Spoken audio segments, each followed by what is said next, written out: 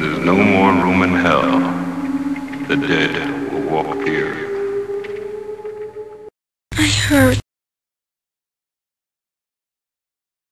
I want to say, most of these horror films, okay, let me take that back. There are horror films that don't bother me much. Because, you know, I look at, okay, great. But when I was a kid, around 5, 6, and 7, I watched so many. I should be asleep, I was watching horror movies. They messed up my head. When I was watching Night, I'm sitting back. Rob goes, "You're really getting into this, aren't you?" I was freaked out. I was back to being a 6-year-old kid. And I'm sitting there going, why am I feeling like this? And when you got off the table, I was like, oh! And that's the first time in a long time I've been scared again. I remember how it was black and white, and it just took me way back. And I'm sitting like this in the theater, right? I'm like, that's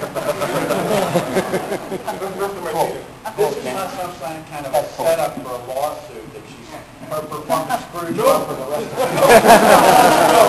It's just, you know, it was nice to be able to be transported back, and I realized that, this movie has its way forever.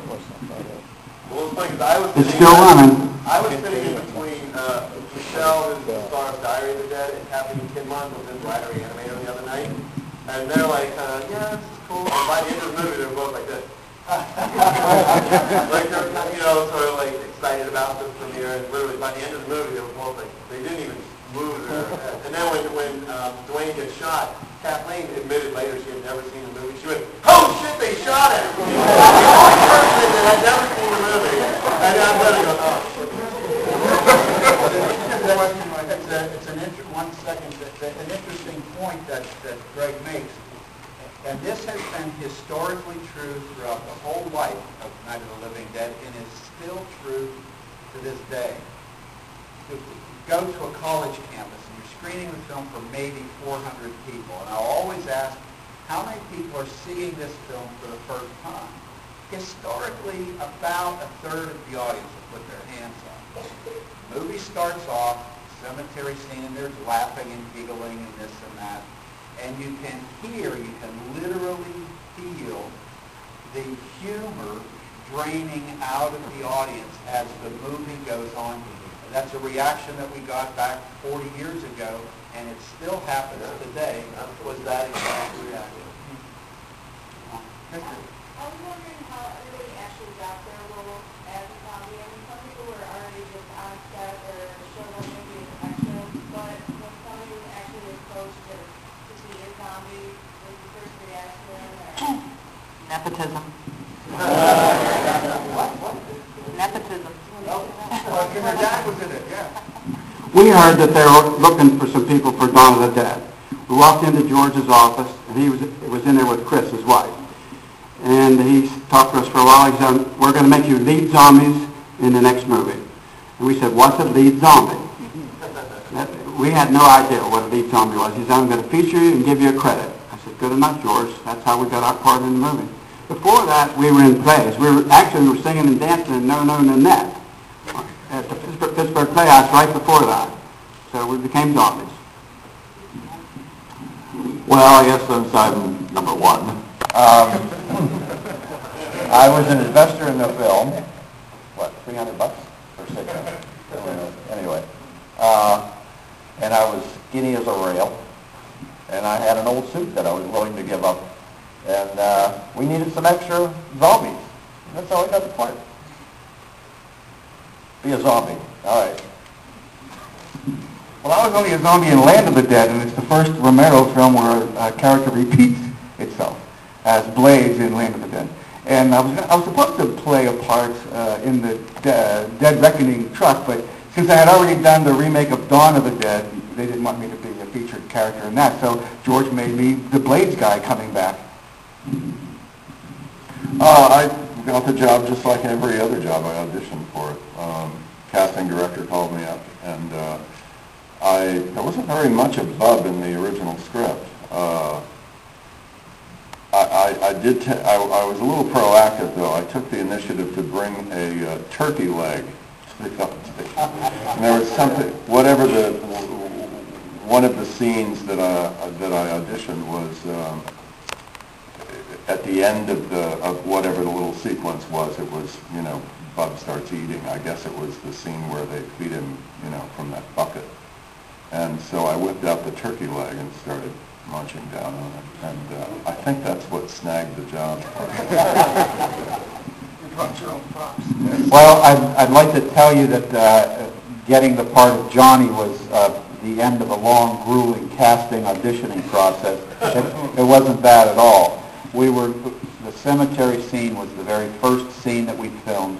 Understand that the movie was put together by a relatively small handful of people, so we're getting closer and closer and closer to shooting, and we had no Johnny. George said, well, why don't you be Johnny? And that was it. That's exactly how it happened. So that was Johnny by default. And I thought Johnny died too soon. I really enjoyed your character. Coming to get you, Bubba. I auditioned like Howard, and Did you bring a turkey leg? no, I didn't bring a turkey leg. Actually, I brought nothing. But other actors were coming out of the room going, "Is this acting 101? What's going on in there?" Yeah. What did he ask you to do? Well, he had a little something to put a telephone on, business phone. He just said, "You're dead. When you come back to life, that's a phone. You don't really know what it is. And I want to see a complete range of emotion." And I just sat in the chair for a long time and didn't move a muscle. And he said, "Are you okay?" And I nodded my head, yes. Then I got on the floor, and I looked at the phone. I'm kind of a germaphobe. And I thought, okay, babies put things in their mouths. Am I going to put that phone in my mouth? And I said, I'm not sure yet. So I laid my head down on the phone like it was a pillow. And then I closed my eyes and went to sleep for a little bit. Then I picked it up and started playing with it. Then I started eating the receiver. And I just thought, then I just went through a few little things, and I went from that to laughing to, at the end, just complete rage. And I picked up the chair as if I was going to kill someone with it. And George suddenly went, "Oh man, you got me. I think 2 weeks later they came back, he and one of the executive producers, and said, "Do you want the part?" And I said, "When does it start?" Because I do a lot of golfing tournaments, well, charity events, I can't really golf. And I had 4 or 5. And I said, "Well, when does it start? Because I have these tournaments I want to go to." And he told me, and I thought about it. I thought, well, I wasn't sure, but I really had this great vibe. I received this great vibe from George. I thought, this guy allowed me to play. A lot of directors do not allow you to play in the process. And I thought, I'm going to do it. So when do you get the part? Yes. That's something that I think is a really important point about a lot of directors don't allow you to play, because I think a lot of directors, in my experience, there are just a very small handful of good directors in the world. There are a lot of bad directors. And I think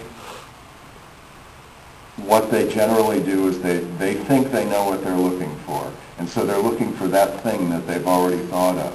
And I think the really great directors know that they're looking for an actor who will surprise them, an actor who will come up with something that they hadn't thought of.